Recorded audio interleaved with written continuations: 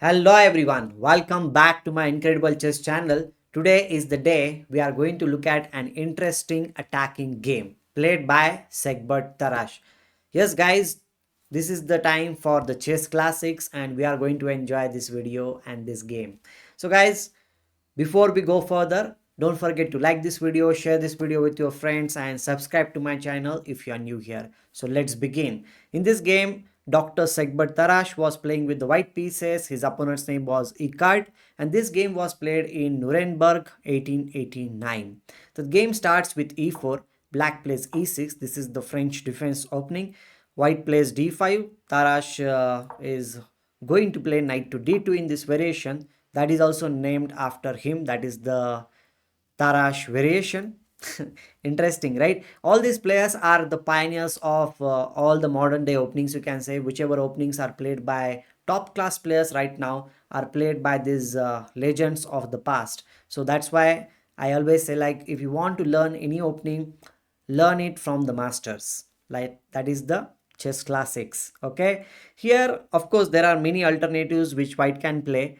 Knight c3 was also one of the alternative. Knight then e5 is also a very famous advanced variation, or you can even go for the exchange variation, pano-batonic variation. So many things are there, but Tarrasch popularized knight to d2. The idea of knight d2 is like, if you capture here, then knight will be coming in the center of the board, and well, you are going to have pretty good position in the center of the board. So that is the thing. Usually black players don't capture, they play knight to f6 in the position, and now you play e5, knight of d7, and here in this position f4 is considered to be an interesting variation, but in the game Tarrasch decided to play bishop to d3 and aiming for the opponent's king side. Okay, he is making it clear that what he wants to do in the position. Black plays c5, which is very standard move in French defense, that black tries to undermine the pawn structure or the pawn chain which is there in this position. c3 is very necessary in order to give the support to pawn on d4.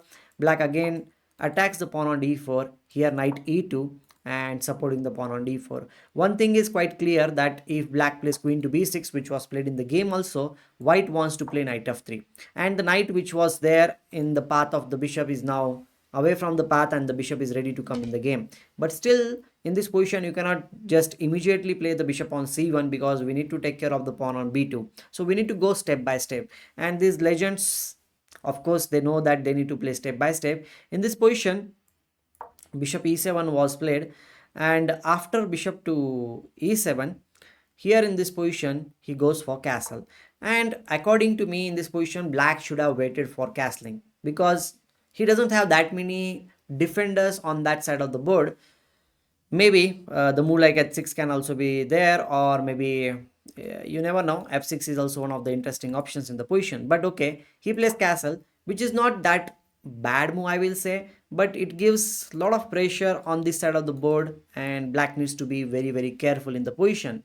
Okay, whites understand this thing, that he needs to get his pieces towards the king side. That's why he brings the knight in the game with knight f4, discouraging the move like f6, because if you try to play f6, the pawn on e6 will be hanging. So in order to give the support to pawn on e6, he plays knight to d8. He wants to play f6 at any cost, but white is going to put some pressure on the king side by the next move, that is queen to c2.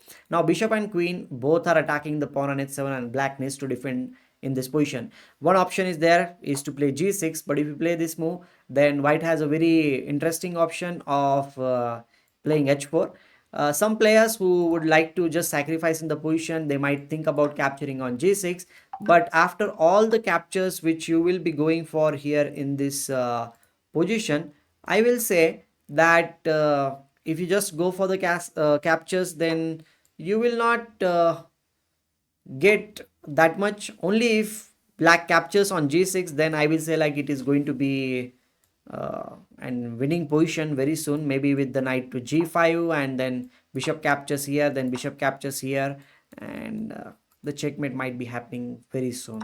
But if black decides not to capture on g6 and plays the move like king g7, followed by rook will be coming on h8 square, black will definitely survive. And after rook comes here, knight will also come on f8 square, and black will definitely survive in that position. So you don't need to hurry in the position, you can just go for h4 followed by h5 and capture the pawn on g6, weaken the king side, and then you can go for the sacrifice on g6. Okay, so black will not be having that much of great play after g6.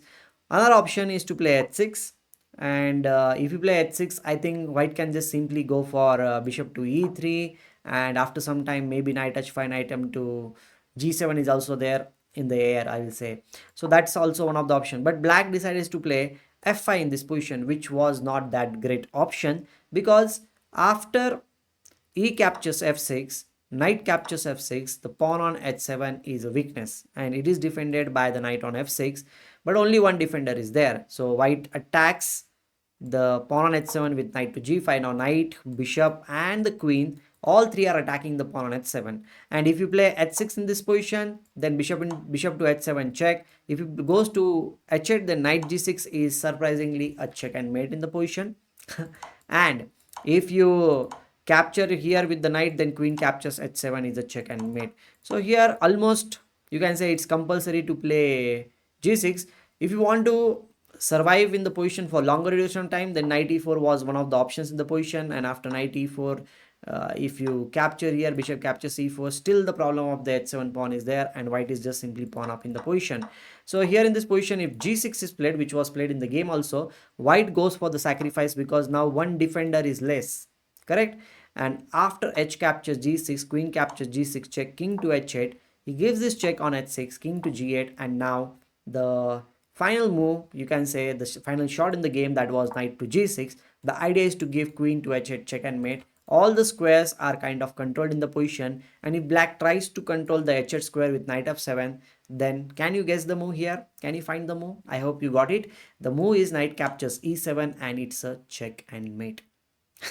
Incredible attacking game played by white, I will say. And black was kind of tempted to play all the moves on the king side. The pawns were pushed and his king side was very very weak. I hope in your games you will be careful not to just castle before preparing for opponent's attack. You need to be like have some defensive resources in the position. If you don't have that thing, then I will say like you will be in big trouble. So we'll be meeting very soon next time. Till that moment, take care and love you all guys.